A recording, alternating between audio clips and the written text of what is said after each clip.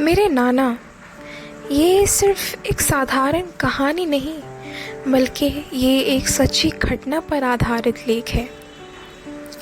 हम अक्सर अपनी किस्मत को दोष देते हैं कि हमारे पास ये नहीं है, वो नहीं है, मगर जो अपनी परेशानियों को अनदेखा कर कर आगे बढ़ा, उसी ने सफलता पाई।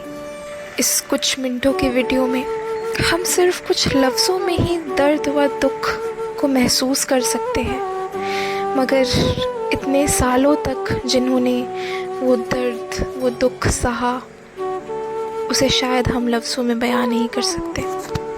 मैं मोहम्मद शाह आलम, पिता मोहम्मद इदरीस अहमद, ग्राम एवं पोस्ट कुल्हड़िया, थाना कोइलवर, जिला भोजपुर, बिहार में 15/7/1947 को एक साधारण परिवार में जन्म हुआ। बचपना बड़ी अच्छे से गुजरी, क्योंकि वालिद साहब कोलकाता पुलिस के एएसआई पोस्ट में कार्यरत थे।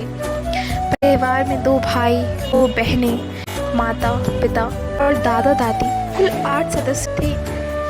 6 साल की उम्र में मदरसा में दाखिला किया गया, जो घर से 3 किलोमीटर की दूरी पर स्थित था।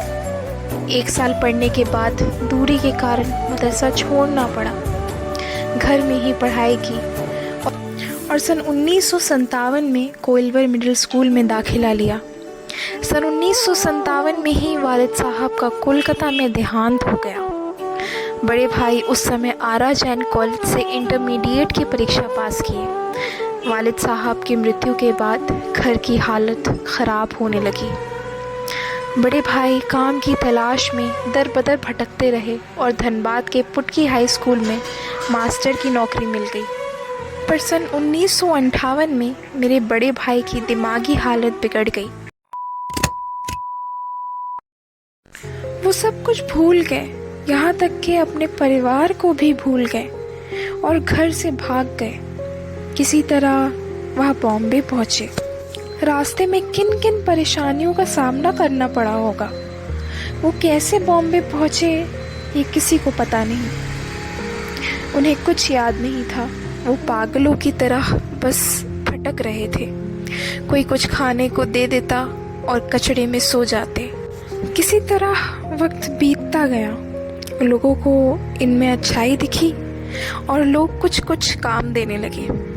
कभी होटलों में बर्तन साफ करते, कभी मजदूरी करते और रात को फुटपाथ में आराम करते। कुछ समय बाद लोगों को लगा कि ये अच्छी फैमिली से है और एजुकेटेड है, तो उन्हें कुछ ट्यूशन मिला। दिन में कुछ मजदूरी करते और कुछ बच्चों को ट्यूशन भी पढ़ाते। इसी तरह 7 साल बीत गए। सन 1965 में यश चोपड़ा की वक्त फिल्म आई। वह उस फिल्म को देखने गए क्योंकि वह फिल्म के शौकीन थे। फिल्म की कहानी कुछ उनसे मिलती जुलती थी।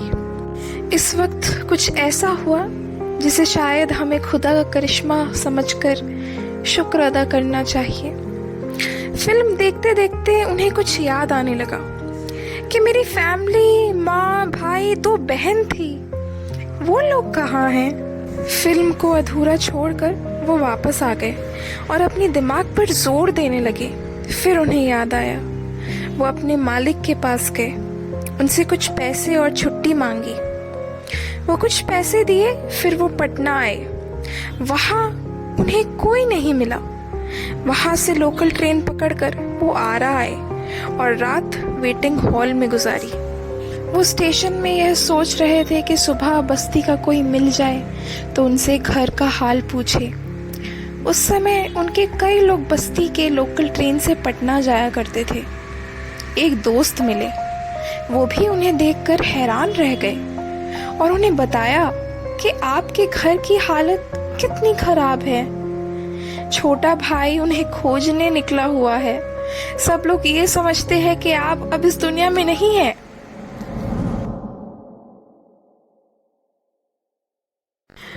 वो अपने दोस्त से गुजारिश की और कुछ पैसे जो उनके पास था दिए और बोले, हम अभी घर नहीं जाएंगे, मुझे मेरी अम्मी से सिर्फ मिला दीजिए, उन्हें यहीं आरा स्टेशन लेकर आइए।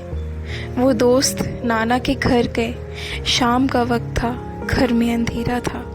आवाज़ लगाए तो उनकी अम्मी आई और कुछ पैसा उन्हें दिए, जिससे तेल आया और घर में एक चिराग जला। फिर सुबह वो कुछ बोलकर उनकी अम्मी को स्टेशन लाए उनसे मिलवाने के लिए। उनकी माँ स्टेशन आई, फिर जो हुआ उसे शायद शब्दों में बयां नहीं कर सकते। एक माँ को 7 साल बाद उनका बेटा जिंदा दिखा। दोनों इस कदर लिपट कर रोए कि होश नहीं रहा। माँ घर चलने के लिए बोली तो इशारे से इनकार कर दिए। सिर्फ इतना पूछे, भाई मेरा कहाँ है? और उनकी अम्मी कुछ बताई और वो छोटे भाई को खोजने निकल गए। पता चला उस वक्त वो बोकारो में है। किसी तरह ढूंढते ढूंढते वो अपने छोटे भाई के पास पहुंचे। फिर दोनों भाइयों की खुशी का ठिकाना नहीं रहा। दोनों भाई एक दूसरे के गले मिलकर बहुत रोए और दूसरे ही दिन वहाँ से वह बॉम्बे फिर निकल गए। उस समय उनकी दोनों बहनों की शादी करनी थी। भाई को बोले कि मैं वापस आऊँगा और फिर चले गए वापस और अपने मालिक को बहन की शादी की बात बताई। उनकी काबिलियत देखकर उन्हें एक मजदूर से राजमिस्त्री का काम मिला और फिर कुछ साल में वो वापस आए और दोनों बहनों की शादी हुई। इसी तरह वक्त गुजरता गया। वो एक मिस्त्री से ठेकेदार बन गए, वो भी अच्छे नामी बिल्डर। इसीलिए तो कहते हैं जिनके अकेले चलने के हौसले होते हैं, एक दिन उन्हीं के पीछे काफिले होते हैं। उन्होंने बॉम्बे में अपना घर लिया। बॉम्बे में गांव के कई दोस्तों को वहां बुलाकर काम दिया, उन्हें भी घर दिया और कुछ वक्त के बाद वो एक रॉयल जिंदगी बिताने लगे।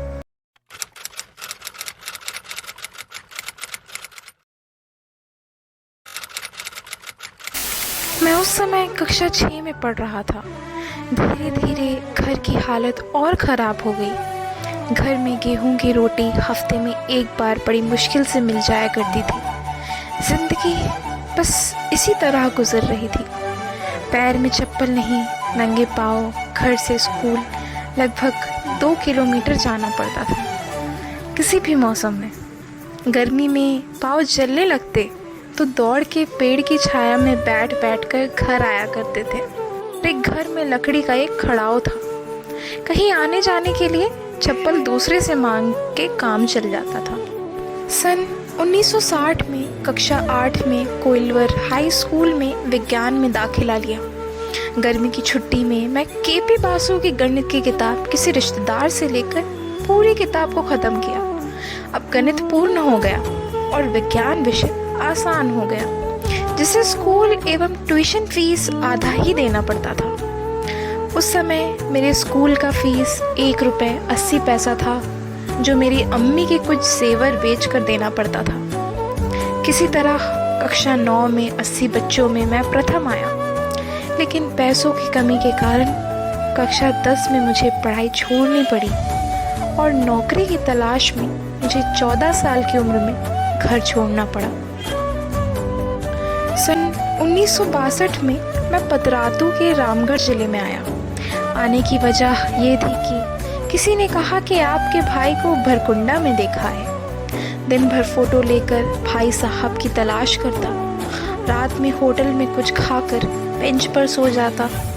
दिन में भाई की तलाश करता और रात में बेंच पर सो जाता। होटल वाला दयालु था।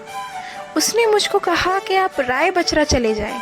वहाँ पर आपके बस्ती के नागेश्वर प्रसाद सिंह यूनियन के नेता है, आपकी मदद करेंगे। मैं राय बचरा पहुँचा। वह चूँकि मेरे वालिद साहब के शागिर्द थे, उन्होंने मुझे अपने परिवार के लोगों से मिलाया, ये कहकर कि ये मेरे गुरु के लड़के हैं, और अपने घर पर मुझे कुछ दिन रखा। पर उनकी बीवी को अच्छा नहीं लगा। मैं मुसलमान और वो राजपूत। उसे पसंद नहीं आया मेरा उनके घर पर रहना। फिर वो मुझे अपने दोस्त के पास रखवाए। 1 साल तक कोई समझ नहीं पाया कि मैं मुस्लिम हूँ। उनके घर पर ही मैं 25 पैसे में खाना खाया करता था। नागेश्वर प्रसाद ने मुझे एक ऑफिस में काम दिया। 60 रुपये महीने में मिलता था। कुछ दिन मैंने वहाँ काम किया, फिर रांची के एक कंपनी में जॉब का ऑफर आया। मैं जा ही रहा था, पर रास्ते में ही डंपर से मेरी दुर्घटना हो गई और 3 महीने रांची के हॉस्पिटल में मुझे चक्कर काटना पड़ा। उसके बाद जब गया तो वो जॉब कैंसिल हो गया था ज्वाइन नहीं करने की वजह से। फिर मैं वहीं ऑफिस में काम चालू किया। सन 1964 में राय बचरा कोइलवर में मुझे नौकरी मिली, कोल हैंडलिंग में। क्योंकि मेरी उम्र 17 साल थी, इसलिए मुझे ऑपरेटिंग के तौर पर वेल्डिंग, इंजीनियरिंग और स्ट्रक्चरल में सीखने का मौका मिला। उस समय 65 रुपये तनख्वाह थी। 1 साल बाद प्राइवेट कंपनी समडूट में नौकरी करने लगा। फिर वही बड़े भाई मुझे ढूंढते वहां पहुंचे और उनसे मुलाकात हुई। वो बॉम्बे से आए थे। उन्होंने मुझे काम छोड़कर आगे पढ़ाई चालू करने की जिद की। फिर मैंने उन्हें समझाया कि मेरी नौकरी अच्छी है, मुझे करनी है, और वो वापस बॉम्बे चले गए। 1968 में बिरला कंपनी में मैं बोकारो आ गया और मुझे साइट इंचार्ज में जॉइनिंग मिली। 1 साल के अंदर मैं BSL में ज्वाइन किया। सितंबर 1970 में ज्वाइनिंग हुई। जब मैं 5 साल का था, मेरे वालिद ने मुझे डॉक्टर बनने की ख्वाहिश जाहिर की थी। उनकी ख्वाहिश को ही पूरा करने के लिए मैंने होम्योपैथ की पढ़ाई शुरू की। लगभग 4 साल की मेहनत के बाद मैंने EHP का इम्तिहान दिया और पास हो गया। पटना बोर्ड से मुझे रजिस्ट्रेशन मिल गया और मैं डॉक्टर बनकर प्रैक्टिस करने लगा। मेरे वालिद का सपना मैंने पूरा किया।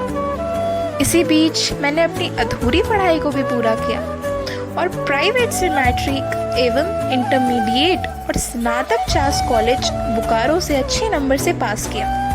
1973 में ITI पास किया। चूँकि मेरा सपना इंजीनियर बनने का था, तो मैंने पूरा किया और मुझे BSL में चार्जमैन का पोस्ट मिल गया। 10 घंटे की ड्यूटी, फिर अपना खाना बनाकर खाना, इसी बीच पढ़ाई करना। मुश्किल तो बहुत था, पर मैंने हार नहीं मानी। 3 साल के बाद मुझे शिफ्ट इंचार्ज बना दिया गया। 150 टेक्नीशियन का मैं इंचार्ज था और 4 दफ़ा मुझे जवाहरलाल नेहरू अवार्ड से सम्मानित किया गया और मैं असिस्टेंट इंजीनियर के पद पर काम करने लगा। इस प्रकार मेरा इंजीनियर बनने का सपना पूरा हुआ और मैं कुछ साल में ही इंजीनियर बन गया। इस बीच मुझे मेंटली और फिजिकली बहुत मेहनत करनी पड़ी, जिस वजह से मुझे डॉक्टरी की प्रैक्टिस छोड़नी पड़ी। 31 जुलाई 2007 को मैं BSL से रिटायर हुआ। फिर मुझे डॉक्टरी की प्रैक्टिस छोड़ने का बहुत अफसोस हुआ। आज 2021 में अगर मेरी प्रैक्टिस जारी होती तो मैं एक सीनियर डॉक्टर भी होता और लोगों की सेवा करता।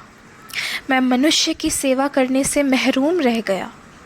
इसलिए मैं कहता हूँ कि समय बहुत बहुमूल्य है, वापस नहीं आता।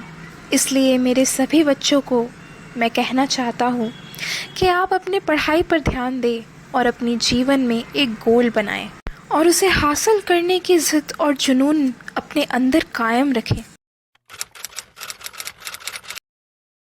खुद से जीतने की जिद है, मुझे खुद को ही हराना है। मैं भीड़ नहीं हूँ दुनिया की, मेरे अंदर एक समाना है।